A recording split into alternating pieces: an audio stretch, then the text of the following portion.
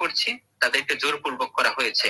এবং একই সাথে আপনারা অবশ্যই দেখেছেন যেই প্রেস ব্রিফিংটি দেওয়া হয়েছে সেই ব্রিফিংটি তারা দেখে দেখে পড়ছেন। সুতরাং এটা কখনো অন্য কোনো ব্রিফিং এ আপনারা পুরোপুরি তাদের মন্তব্য কখনো দেখেন নাই। হ্যাঁ, একবার দুবার একটু তাকাতে পারে সেটা বিষয়, কিন্তু কখনো সেটি কিন্তু দেখে দেখে পড়েন নাই। এবং তাদের মনোবল, তাদের যেই মাইন্ডসেটটা দেখে বুঝতে পারছেন তারা এখানে কমফোর্টেবল ফিল করছেন না। ধরুন আপনাদেরকে আমাদের আন্দোলন সেই বিবৃতি অনুযায়ী চলবে, সেটা আমাদের তাৎক্ষণিক একটি বিবৃতি ছিল আমাদের প্রত্যেকটি সমন্বয়কের, এবং সেভাবেই আমাদের আন্দোলন চলবে। এবং আমাদের দেশবাসীর উদ্দেশ্যে আমরা সকলে একত্রিত হওয়ার পর দেশবাসীর উদ্দেশ্যে আমরা একটি পুনরায় একটি ব্রিফিং দেবো। সেটি আজকের মধ্যেই, যেহেতু আজকে অনেক রাত্র হয়ে গেছে, আজকে না হলেও আগামীকালকে আমাদের একটা ব্রিফিং দেওয়া হবে। জি, ধন্যবাদ। বৈষম্য বিরোধী ছাত্র আন্দোলনের প্রথম থেকেই সরকারের একটি চাপ ছিল, এবং সরকার সেখান থেকে আপনারা দেখে আসছেন যে প্রথম থেকেই ছাত্রদের আন্দোলন রুখে দিতে একটা চেষ্টা করেছিল, কিন্তু সরকার সেখানে পুরোপুরি ব্যর্থ হয়েছে। এবং সরকার ব্যর্থতার সেখানে পরিচয় দিয়ে সর্বশেষ আদালতের মাধ্যমে একটি রায় নিয়ে আসছে, এবং সেই রায়টি কোনোভাবেই সেটি আমাদের ছাত্রদের পক্ষে নয়। এবং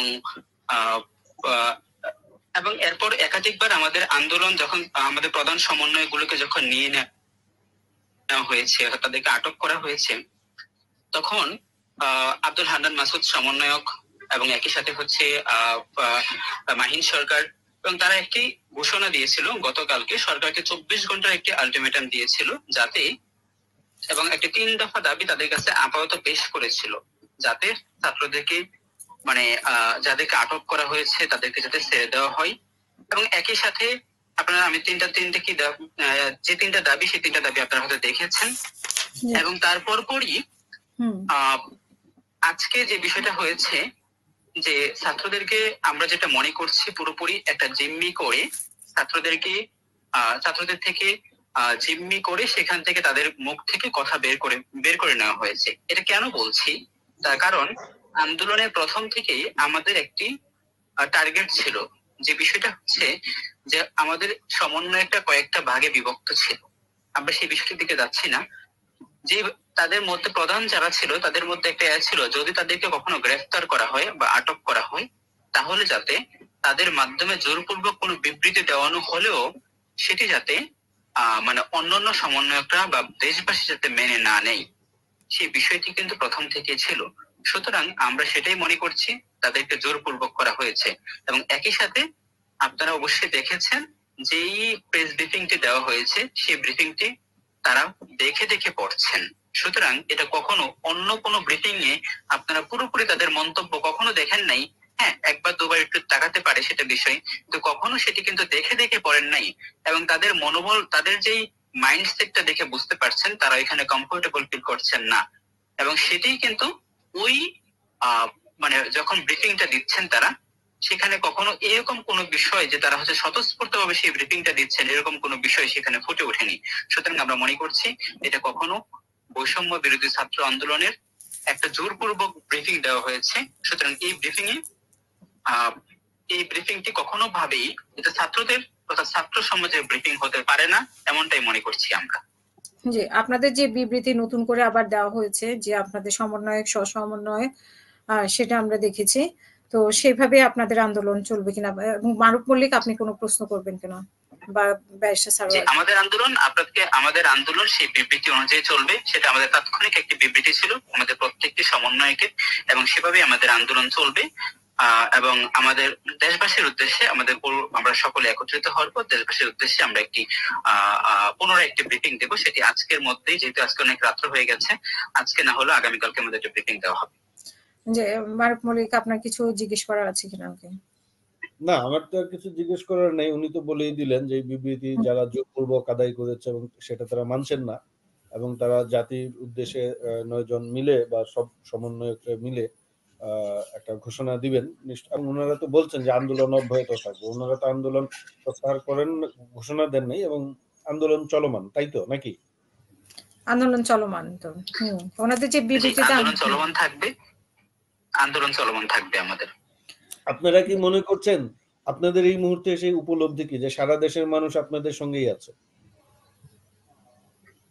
মানে জি, আমরা এটাই মনে করছি সারা দেশের মানুষ আমাদের সাথে আছে এবং থাকবে। তবে এই একটি আন্দোলন দিয়ে আপনারা আমরা কোনো গণমাধ্যমকে মানে এটা আমরা তুচ্ছ তাচ্ছিল্য করতে চাচ্ছি না। কারণ প্রথমত আমরা কোনো গণমাধ্যমে আমরা যেই গণমাধ্যমে সেই ব্রিফিংটি দেখেছি, আপনারা সময় টিভিতে সেটি আসছে, আমরা অ্যাকচুয়ালি কোনোভাবে বিশ্বাস করতে পারছিলাম না। তো তারপরে আমরা তারপরে আমরা অপেক্ষা করছিলাম যে অন্য কোনো মিডিয়া বা অন্য কোনো মেইনস্ট্রিম মিডিয়া আসে কিনা, কিন্তু তার অনেকক্ষণ পর সেই বাকি মিডিয়াগুলোতে আসছে। তো সুতরাং আমরা সেখানেও একটা ডিফারেন্ট বিষয় দেখতে পাচ্ছি অ্যাকচুয়ালি। এছাড়াও আমরা আমাদের সমন্বয়ক সকলের সাথে কথা হয়েছে, আমরা আসলে মানে যারা বাহিরে আছেন তাদের সাথে কথা হয়েছে এবং তারা তাদের বিবৃতিগুলো দিয়েছেন। জি। অনেক ধন্যবাদ আপনাকে আমাদের সাথে যুক্ত হওয়ার জন্য এবং কথা বলার জন্য। পরবর্তীতে আমরা হয়তো আবারও আপনার সাথে যোগাযোগ করব, যদি কোনো সুযোগ থাকে আরকি। ওই ইতিমধ্যে আমরা শুনেছি যে মানে রাতের বেলায় ধরপাকড় করছে, এখনো ধরপাকড় করে নিয়ে যাচ্ছে। সেরকম কোনো ভয় ভীতি আপনাদের মধ্যে এখন কেমন বিরাজ করছে? এটা একটু যদি বলেন তারপরে শেষ করব। সেটি এখন অবশ্যই অনেক বেশি বিরাজমান আছে। যেকোনো সময় আমাদেরকে গ্রেফতার করা হতে পারে, এটা অবশ্যই। কারণ আমাদের মানে সরকার এখন চাচ্ছে এটি যে যদি বাকি যারা আছেন তাদেরকে হয়তোবা যদি আমরা গ্রেফতার করতে পারি, আটক করতে পারি, তাহলে হয়তোবা আমাদের যে পরিকল্পনা সেটা অনেকটাই সফলতা হবে। আমরা আবারও বলছি, আমাদের প্রথম থেকে বৈষম্য বিরোধী ছাত্র আন্দোলন সেটি কোনোভাবেই সরকার পতনের আন্দোলন ছিল না এবং এখনো আমাদের নেই। আমাদের একটাই প্ল্যান, সংস্কার করা, আমাদের দাবিগুলো মেনে নেওয়া।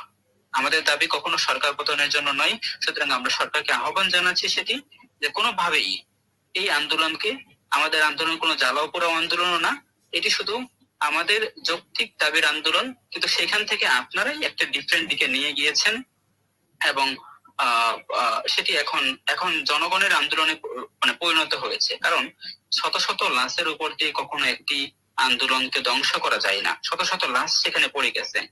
এখন তাদেরকে যদি আমরা আন্দোলন বন্ধ করে দেই, আমরা কখনো সেই ছাত্র সমাজের যে দাবি, সেই ছাত্র সমাজের দাবি থেকে আমরা বিচ্যুতি হয়ে যাব। তো সুতরাং আমরা ছাত্র সমাজের বুকের উপরে পা দিয়ে কখনো আমাদের আন্দোলন বন্ধ করতে পারি না। না, কিন্তু আপনাদের যে ১ নম্বর দাবি যে এই সকল হত্যার দায় নিয়ে প্রধানমন্ত্রীকে প্রকাশ্যে জাতির কাছে ক্ষমা চাইতে হবে। এখন প্রধানমন্ত্রী যদি আপনাদের ১ নম্বর দাবিটি মেনে নেন, তাহলে তো উনি আর প্রধানমন্ত্রী পদে থাকার যোগ্যতা হারাবেন। কারণ উনি যদি সকল হত্যার দায় নেন এবং জাতির কাছে ক্ষমা প্রার্থনা করেন, তাহলে তো এই হত্যার জন্য উনিই দায়ী হবেন।